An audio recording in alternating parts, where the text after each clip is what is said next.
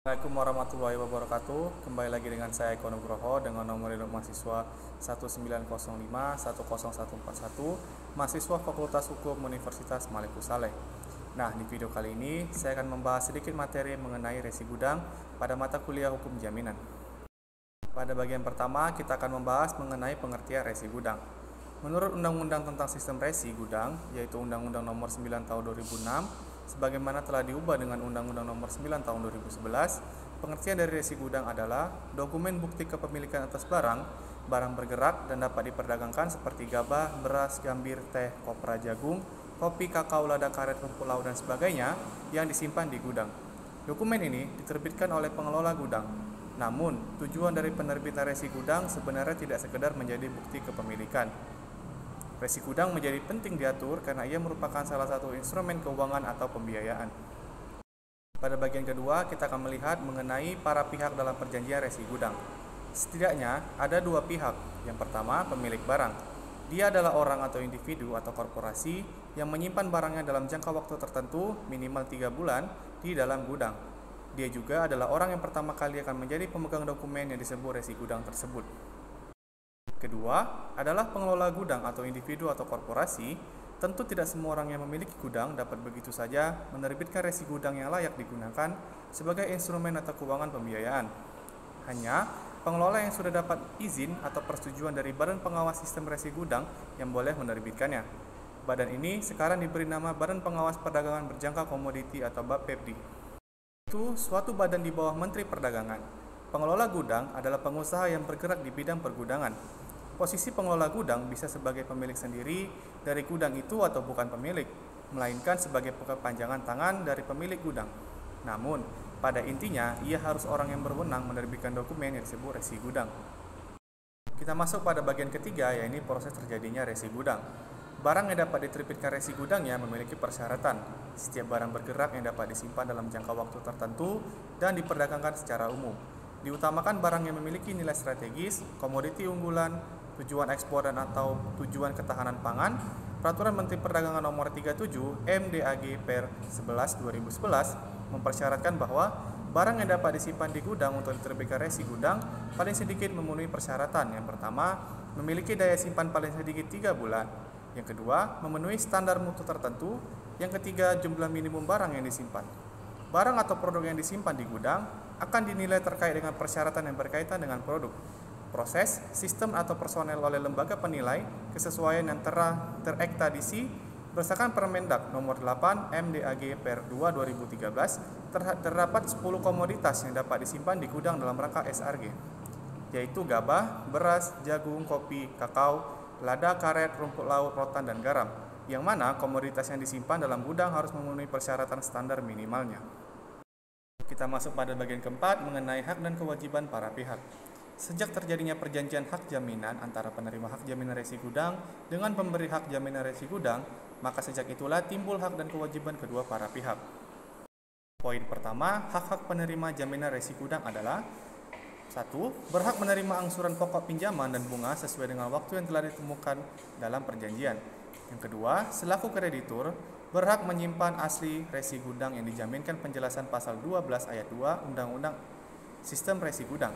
Yang ketiga, menerima konfirmasi pemberitahuan atas pembebanan hak jaminan resi gudang dan konfirmasi perubahan pembebanan hak jaminan resi gudang dari Pusat Registrasi pasal 18 ayat 2 dan pasal 19 ayat 5 Peraturan Pemerintah Nomor 36 Tahun 2007. Keempat, menerima konfirmasi pencoretan pembebanan hak jaminan resi gudang dari Pusat Registrasi pasal 20 ayat 4 Peraturan Pemerintah Nomor 36 Tahun 2007. Yang kelima, apabila pemberi hak jaminan cedera janji, maka penerima hak jaminan resi gudang mempunyai hak untuk melakukan penjualan objek hak jaminan setelah memberitahukan secara tertulis kepada pemberi hak jaminan pada pasal 21 ayat 1 Peraturan Pemerintah Nomor 36 Tahun 2007.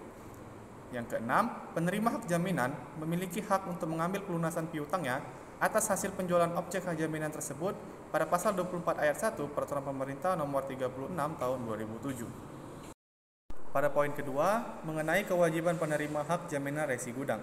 Yang pertama, penerima hak jaminan resi gudang harus memberitahukan perjanjian pengikatan resi gudang sebagai hak jaminan kepada Pusat Registrasi dan Pengelola Gudang pada pasal 17 ayat 1 Peraturan Pemerintah Nomor 36 Tahun 2007. Yang kedua, apabila terdapat perubahan perjanjian hak jaminan, maka penerima hak jaminan resi gudang memberitahukan kepada pusat registrasi pada pasal 19 ayat 2 Peraturan Pemerintah Nomor 36 Tahun 2007. Yang ketiga, apabila pembebanan hak jaminan telah hapus karena alasan-alasan tertentu yang diatur oleh undang-undang, maka penerima hak jaminan memberitahukan secara tertulis atau elektronis kepada pusat registrasi paling lambat 3 hari setelah hapusnya pembebanan hak jaminan pada pasal 20 ayat 2 Peraturan Pemerintah Nomor 36 Tahun 2007. Yang keempat, apabila pemberi hak jaminan cedera janji wan prestasi dan dilakukan eksekusi hak jaminan oleh penerima hak jaminan melalui lelang umum, maka penerima hak jaminan harus memberitahukan kepada pemberi hak jaminan, pusat registrasi, dan pengelola gudang paling lambat 3 hari sebelum pelaksanaan penjualan melalui lelang umum pada pasal 22 Peraturan Pemerintah Nomor 36 Tahun 2007. Yang kelima, penerima hak jaminan wajib mengembalikan kelebihan hasil lelang umum atau penjualan langsung atas objek hak jaminan setelah dikurangi biaya penjualan dan biaya pengelolaan apabila melebihi nilai penjaminan pada pasal 24 ayat 2 Peraturan Pemerintah Nomor 36 Tahun 2007. Pada poin ketiga mengenai hak-hak pemberi hak jaminan resi gudang. A. Menerima pinjaman, kredit atau pembiayaan berdasarkan perjanjian hutang piutang yang disepakati. B. Berhak atas resi gudang dan objek hak jaminan resi gudang apabila hutang pokok bunga dan biaya lainnya telah dilunasi. C. Menerima konfirmasi pemberitahuan atas pembebanan hak jaminan resi gudang dan konfirmasi perubahan pembebanan hak jaminan resi gudang dari pusat registrasi pada pasal 18 ayat 3 dan pasal 19 ayat 5 Peraturan Pemerintah Nomor 36 Tahun 2007. D. Menerima konfirmasi pencoretan pembebanan hak jaminan resi gudang dari pusat registrasi pada pasal 20 ayat 4 Peraturan Pemerintah Nomor 36 Tahun 2007. E. Apabila penerima hak jaminan menjual objek jaminan melalui lelang umum atau penjualan langsung, maka pemberi hak jaminan resi gudang berhak untuk memperoleh pemberitahuan sebelumnya dari penerima hak jaminan resi gudang dan hanya dapat dilakukan atas pengetahuan pihak pemberi jaminan pada pasal 22 dan pasal 23 ayat 1 Peraturan Pemerintah Nomor 36 Tahun 2007 dan pasal 16 ayat 3 Undang-Undang Sistem Resi Gudang. Pada poin keempat, kewajiban pemberi hak jaminan resi gudang. A. Mengembalikan angsuran pokok pinjaman dan bunga sesuai dengan waktu yang telah ditentukan dalam perjanjian. B. Menyerahkan asli resi gudang yang menjadi jaminan kepada kreditur. Masuk pada bagian selanjutnya mengenai jangka waktu hapusnya resi gudang. Hapusnya hak jaminan resi gudang diatur dalam pasal 15 Undang-Undang Sistem Resi Gudang dan pasal 20 Peraturan Pemerintah Nomor 36 Tahun 2007. Hak jaminan resi gudang dapat menjadi hapus karena: yang pertama, hapusnya hutang pokok yang dijamin dengan hak jaminan resi gudang.